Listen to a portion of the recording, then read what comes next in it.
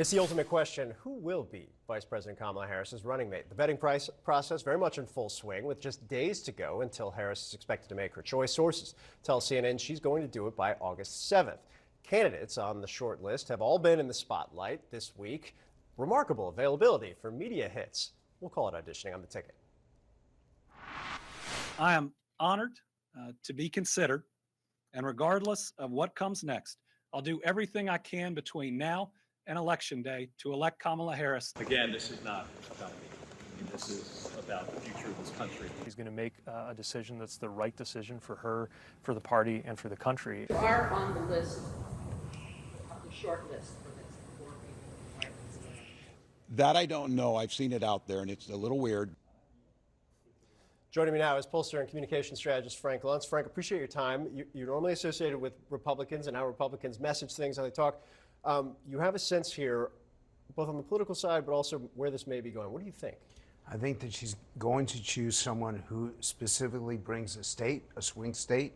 To me, Josh Shapiro and Mark Kelly are the two leading candidates because both of them, they have enough support, enough credibility, enough of a very powerful background that they will add to her ticket and do something that Donald Trump did not do, which is he doubled down on working class voters. I like to call them paycheck-to-paycheck voters. That I think she's going to take the other strategy, which is take a state off the table. And there's so many candidates who would do that. The only one that you included that I wouldn't buy is Beshear from Kentucky. Because yes, he's popular there. He did just win re-election. He's not bringing Kentucky. All the other ones that you showed are viable candidates that would change the electoral map meaningfully and measurably. It's a really good point because you can actually have, there's a sharp comparison to 2020 in the sense of both in North Carolina and in Arizona. Governor Roy Cooper was on the ticket and won statewide, a state that Biden and Harris lost. Mark Kelly obviously ran for Senate. Cooper did 2.9 percentage points better, 75,000 more votes than Biden Harris. Kelly had 44,000 more votes than Biden Harris, won the state by just shy of 2 points. In terms of, you make a good point, there's 5 or 6 people on this list who represent the states, have the political rationale, have the profile that you would think of. They're white and they're male, which apparently is something that everybody's kind of pushing towards right now.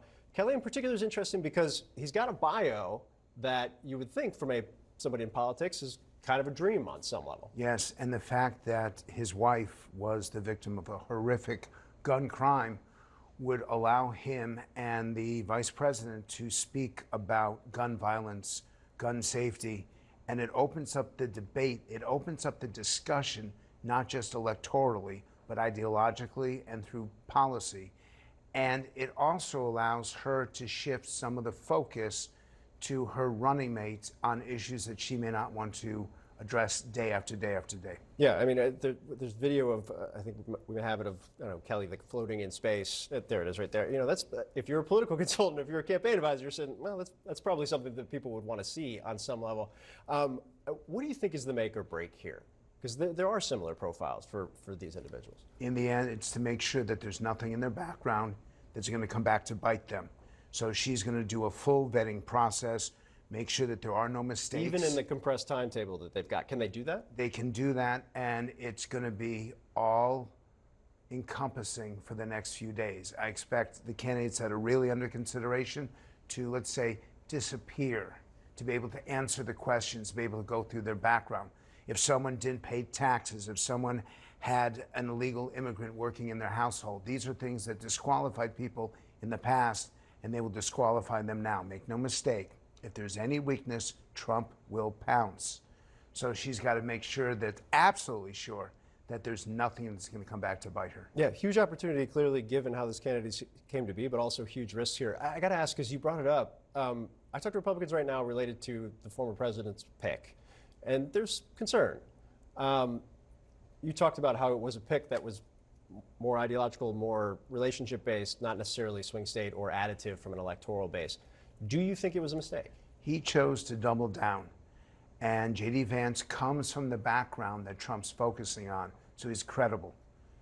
He's got the language because this is how he grew up.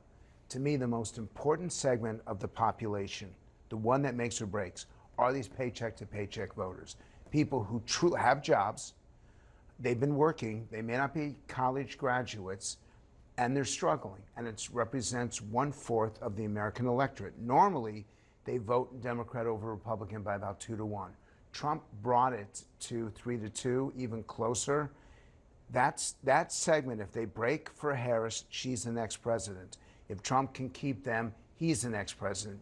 J.D. Vance appeals to them because it's who he is, or I should say it's who he was. It's not a segment we talk about. It's not a segment we see.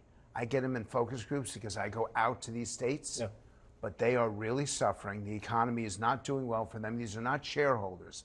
These are not people who have a cushion. If they get fired or one check doesn't work, they could lose their homes, they could lose their cars. And we are very sympathetic towards them as a country. Watch, because I think that's going to be the focus going forward. It's certainly where people should be looking if they aren't already. Frank Luntz, always appreciate your time, my friend. Thank you very much. Thank you. Well, Vice President Kamala Harris snagging one of the biggest endorsements, probably the biggest for presidential race, from the Obamas. But will it be enough to make a difference in critical battleground states?